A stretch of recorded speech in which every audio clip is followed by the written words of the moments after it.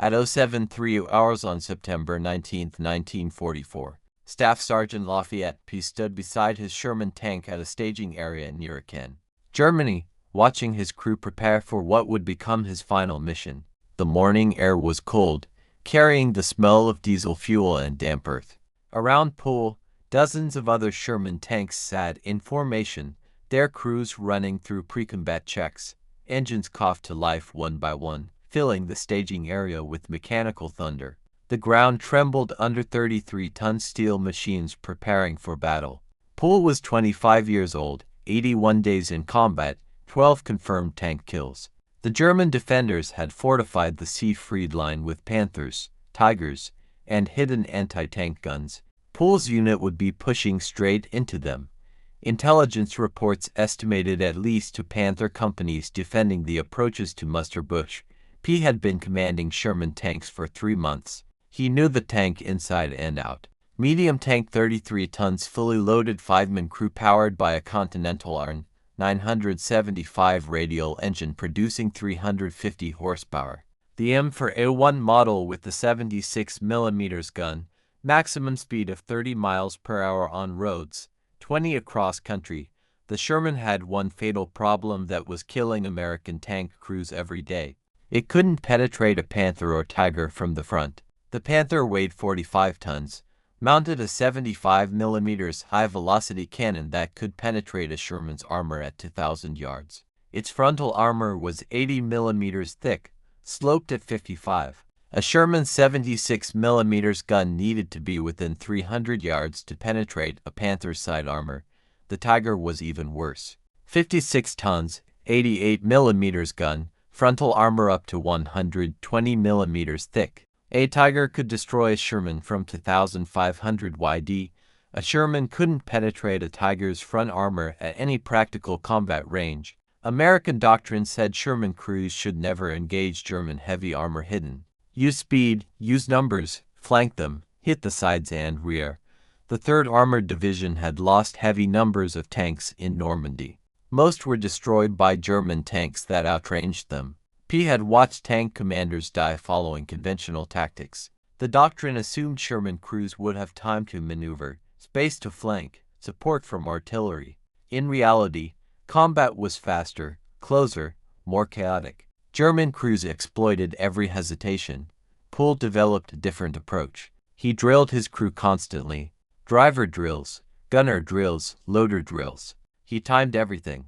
How fast could his driver execute a 90-turn at full speed? How fast could his gunner acquire a target and fire? How fast could his loader chamber a round after firing? He pushed them until every action was instinctive. His driver was Corporal Wilbert Richards, 24 years old, from Cumberland, Maryland. Poole called him Baby, though others knew him as Red for his red hair. Richards was 5 feet 4, had grown up working on farm equipment. He could feel when the transmission was about to slip, when the tracks were wearing unevenly. He drove with his hatch open always. His bow gunner was Private First Class Bert Close, 17 years old, from Portland, Oregon. Poole called him Schoolboy. Close wore wire-rimmed glasses and had lied about his age to enlist. He was skilled with the .30 caliber bow machine gun and never panicked under fire. His gunner was Corporal Willis, Oller, 29 years old, from Morrisonville, Illinois. Poole called him Groundhog because of the permanent marks around his eyes from the gunsight cushion. Oller had worked as a machinist before the war. He had an instinct for target acquisition that P had never seen in another gunner. His loader was Technician 5th grade Delbert Boggs, 22 years old, from Lancaster, Ohio. Poole called him Jailbird. Boggs had been given a choice by a judge back home: Army or prison on a manslaughter charge. He chose the Army. Boggs could chamber a 76mm round in 4 seconds flat. Poole's unit was Company 1, 32nd Armored Regiment, 3rd Armored Division. The division had sailed for Europe on September 5, 1943, arriving in England on September 15. They trained near Liverpool for 9 months before entering combat on June 29, 1944. At Villiers-Fossard in Normandy, Poole's 1st Sherman was destroyed that same day by a Panzer. Faust, his crew survived, and received a replacement tank which they named in the mood after the Glenn Miller song. This second tank would be destroyed on August 17th by friendly fire when an American P-38 Lightning mistook it for German armor. Again, the crew survived and received their third Sherman, also named in the mood. Between June 29th and September 19th, P's crew had become the most effective tank hunters in the European theater. Their success came from aggressive tactics that violated conventional doctrine. When they spotted a target, Oller would fire immediately without waiting for perfect range. While the enemy reacted, Richards would drive straight at them, closing distance, changing angles. They kept firing and moving until the target was destroyed. On June 30, 1944, Pool's crew engaged their first Panther near Villiers-Fossard. The German tank was held down behind a hedge 800 yards away. Most commanders would have called for artillery. P didn't hesitate. He ordered Oller. The first round missed low. The Panther's turret traversed toward them. P ordered Richards to drive straight at the threat instead of reversing. At 600 yards, Oller fired again. The round bounced off the Panther's front armor. The Panther fired back, missing by 3 feet. Richards kept driving forward. At 400 yards, the Panther fired again. The round hit Pool's Sherman, but didn't penetrate. At 300 yards, Richards swung the tank into a slide, presenting the gun to the Panther's exposed side. Oller fired the moment the gun aligned. The 76 mm round punched through the side armor. The Panther's turret lifted from internal pressure as ammunition detonated inside. They immediately engaged two Panzer IVs that tried to flank them. Oller destroyed both in less than 2 minutes. 3 kills in 4 minutes using tactics that doctrine said were suicidal. Pool's method spread through the regiment. His aggressive approach, close quarters fighting, constant movement, and immediate firing without perfect positioning. These tactics kept crews alive against superior German armor. By August, dozens of tank crews in the 3rd Armored Division were using similar methods. The Germans noticed the change. After-action reports from Panzer units mentioned that American Sherman crews were fighting more aggressively, closing distance despite taking hits, forcing engagements at ranges where German armor advantages were reduced. Tactics that had worked for months were failing. Shermans that should have retreated were advancing under fire. Pool's combat record grew steadily. On July 21st near St. Lo, he destroyed 3 German tanks and 15 half-tracks in a single engagement. On August 2nd near Mortar, his crew knocked out 2 Panthers that had ambushed his column.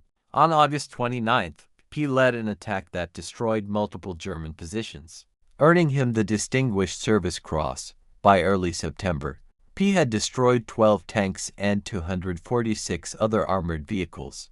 His crew had killed an estimated 1,000 German soldiers and captured 250 prisoners. They had participated in 21 major offensive operations without losing a single crew member. Pool's battalion commander was Lieutenant Colonel Walter Richardson, a fellow Texan who had known P since training at Camp Polk, Louisiana.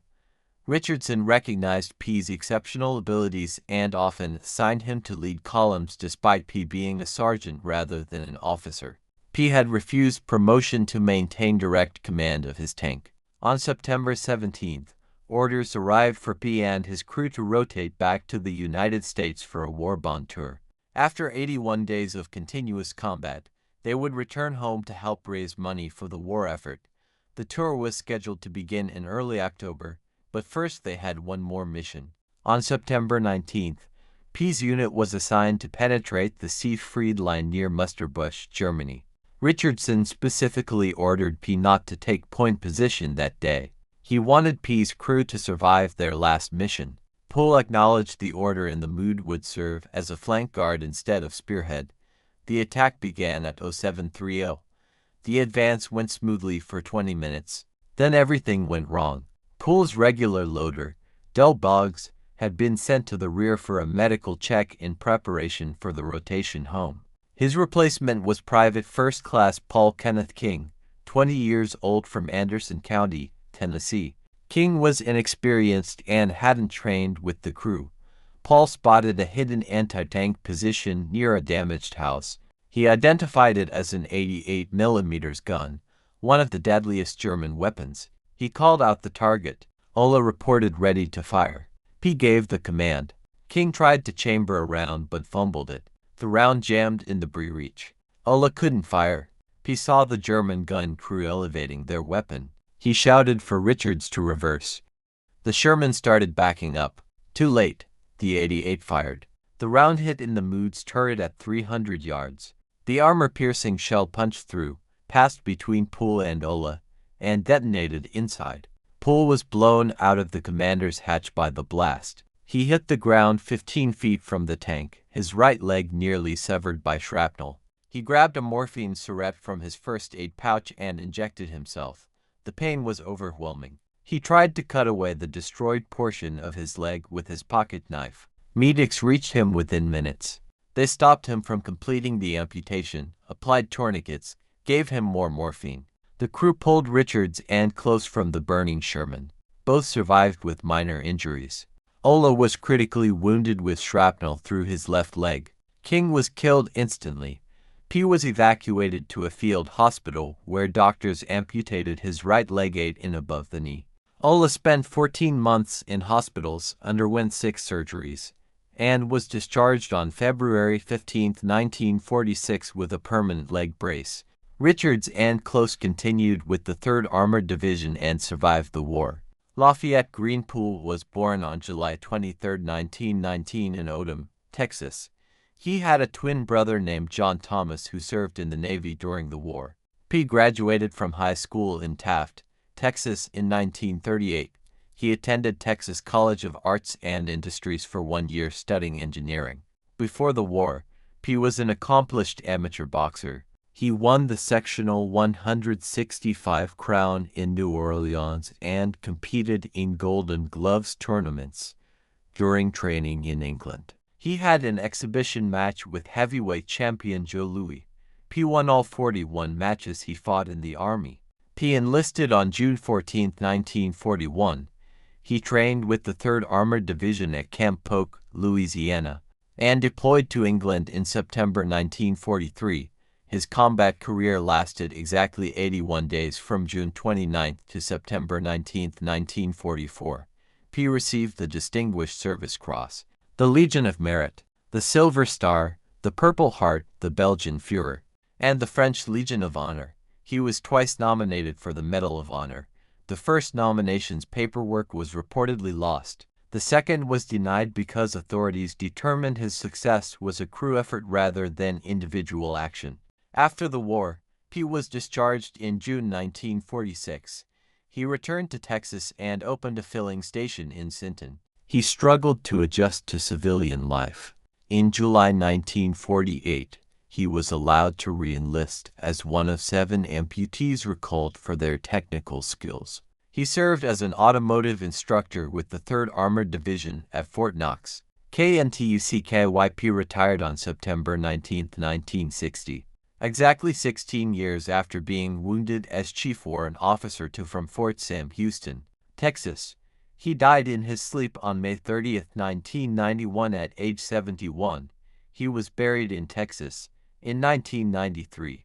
2 years after his death, the Armored Force School at Fort Knox named a tank driver training simulator hall in Poole's honor. The dedication plaque read, Staff Sergeant Lafayette G. Poole, American Tank Ace. 258 enemy vehicles destroyed. 81 days in combat. The facility was later moved when the Armor School relocated to Fort Benning, now Fort Murr, Georgia, in 2010. P's legacy extends beyond his combat record. His aggressive tactics developed through experience rather than doctrine influenced how American tank crews fought. His willingness to close with superior enemy armor, to attack rather than retreat, to maintain constant fire and movement. These methods saved American lives. His crew members remembered him differently. Richards said P always put the crew first, drilling them constantly, but ensuring they had the best equipment and supplies available. Close recalled that P treated him like an adult despite being only 17, never talking down to him. Oller credited P with keeping them alive through 3 months of brutal combat. Boggs, who missed the final battle, spent decades wondering if his presence might have changed the outcome. Military historians have noted that P achieved the highest tank kill record of any American in World War II, despite fighting for less than 3 months. His 12 confirmed tank kills and 258 total vehicles destroyed remain unmatched. He accomplished this using standard Sherman tanks that were mechanically inferior to German armor. What made Poole exceptional wasn't superhuman ability or special equipment. He simply refused to accept that American crews had to die because German tanks were better. He developed tactics that maximized the Sherman's strengths, speed, and maneuverability while minimizing its weaknesses. He trained his crew to function as a single organism, each member knowing exactly what the others would do. P never wrote about his experiences. He rarely spoke about the war after returning home. When asked about his success, he credited his crew. When asked about his injuries, he changed the subject. He was a warrior who found his purpose in combat and struggled to find meaning afterward. The Sherman tank evolved during the war. Later models received improved armor and guns. The M26 Persian heavy tank arrived in early 1945 with a 90mm gun that could match German armor. But in the summer of 1944, American crews had to fight with what they had. Men like P found ways to win anyway.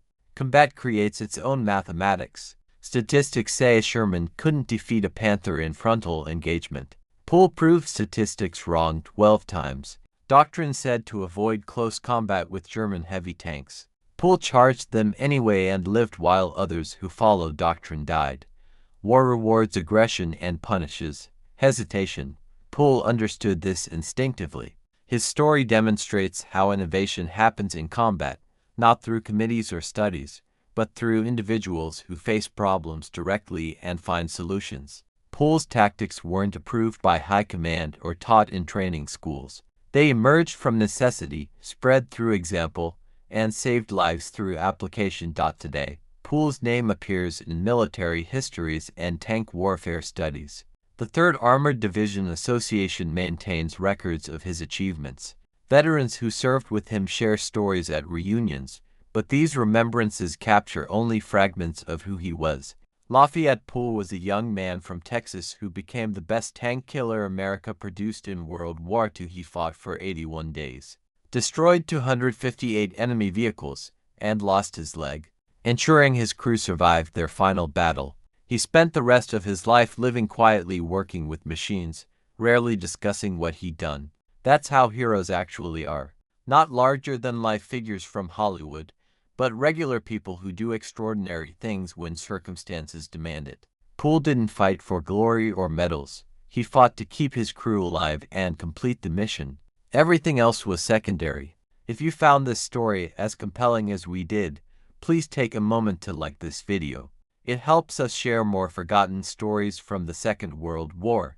Subscribe to stay connected with these untold histories. Each one matters. Each one deserves to be remembered, and we'd love to hear from you. Leave a comment below telling us where you're watching from. Our community spans from Texas to Taiwan. From veterans to history enthusiasts, you're part of something special here. Thank you for watching, and thank you for keeping these stories alive.